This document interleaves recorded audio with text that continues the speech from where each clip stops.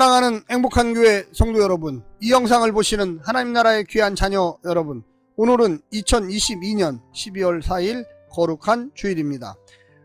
매일 성경 오늘 본문에서는 전도자 코엘렛은 2장과 3장에 이어 인과응보나 권선징악의 원리가 적용되지 않는 현실을 직시합니다. 현실에서 벌어지는 일들 중 인과응보의 원리에 어긋나는 몇 가지 예를 들면서 4장을 시작합니다. 뿌린 대로 거두는 원리가 제대로 작동하지 않는 세계란 코엘렛에게는 전도자에게는 악하고 고통스러운 것입니다. 이러한 현실을 인과응보의 원리를 기대하며 사는 것은 전도자의 관점에서는 우매함이었습니다. 오늘 본문을 나누어 보겠습니다. 전도서 4장 1절부터 3절, 인과응보의 원리가 적용되지 않는 악한 현실, 억압받는 자들이 위로받지 않는 현실에 대한 탄식, 죽은 자와 출생하지 않는 자에 대한 찬양, 4절부터 6절, 인과응보의 원리를 기대하며 사는 우매함, 질투에서 비롯된 수고, 게으름에 대한 경고, 안식에 대한 찬양. 오늘 본문 전도서 4장 1절부터 6절 말씀을 듣고 다시 오겠습니다.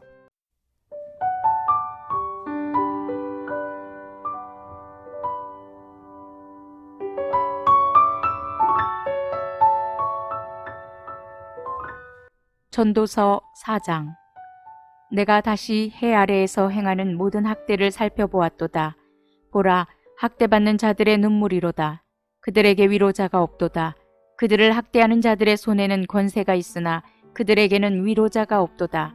그러므로 나는 아직 살아있는 산자들보다 죽은 지 오랜 죽은 자들을 더 복되다 하였으며, 이 둘보다도 아직 출생하지 아니하여 해 아래에서 행하는 악한 일을 보지 못한 자가 더 복되다 하였노라.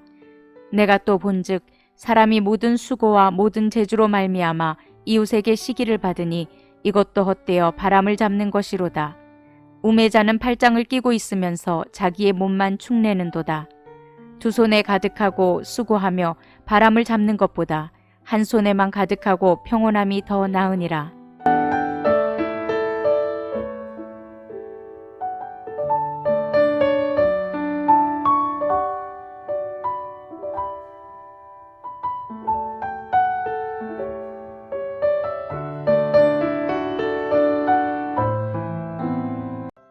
(1장과) (3장에서는) 전도서의 가장 중요한 주제이자 전제가 모두 등장합니다. 첫 번째는 하나님과 인간의 차이를 극명하게 나누면서 올람, 영원과 헤벨, 무가치함에 대한 하나님의 절대 주권을 강조합니다.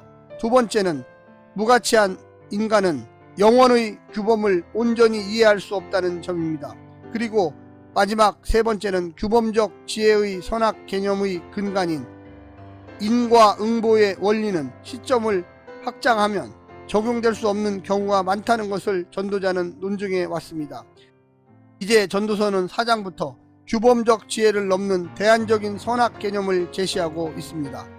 오늘 본문을 세 부분으로 나누어 자세히 설명드리겠습니다. 첫 번째, 악과 고난 가득한 엄연한 현실. 이 세상을 보십시오. 공평하고 정의롭습니까? 그런 측면도 있습니다. 하지만 동시에 억울하게 학대당하는 자가 있고 그들의 눈물을 닦아줄 위로자가 없는 것도 현실입니다. 권세를 가진 악인의 위풍당당함을 보십시오.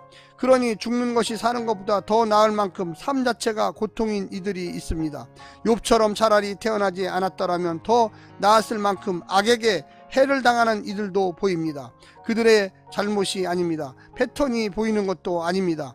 그렇다 해 아래 손은 하나님이 재판장이시라는 것도 진실이고 악이 지배하는 현실도 진실입니다.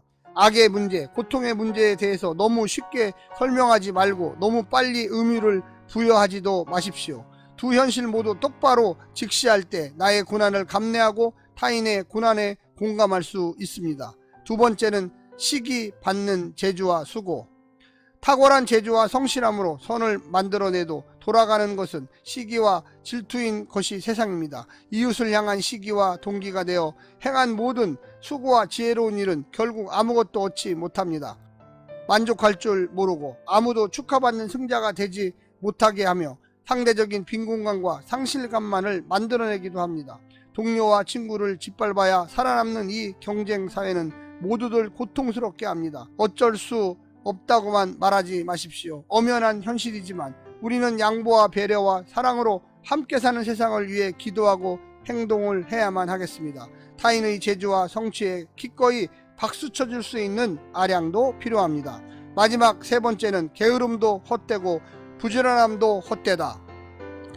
성실하게 일해도 제목으로 돌아오지 않는 일이 흔하니 차라리 손 놓고 놀자고 나올 수도 있습니다. 하지만 그것은 자기 살을 먹는 것과 같이 불행을 가져옵니다. 수고를 다해도 게을러도 다 헛것입니다. 그러니 어떻게 살 것입니까? 가능하면 경쟁하지 말고 시기하지 말고 오직 한 손에 쥔 것에 자족할 줄 알면서 평온함을 추구하십시오. 남으면 나누고 모자라면 모자란 대로 살 줄 아는 비결을 배워야 합니다. 당장 행한 대로 열매가 돌아오지 않는다고 아예 포기하지는 마시기를 부탁드립니다.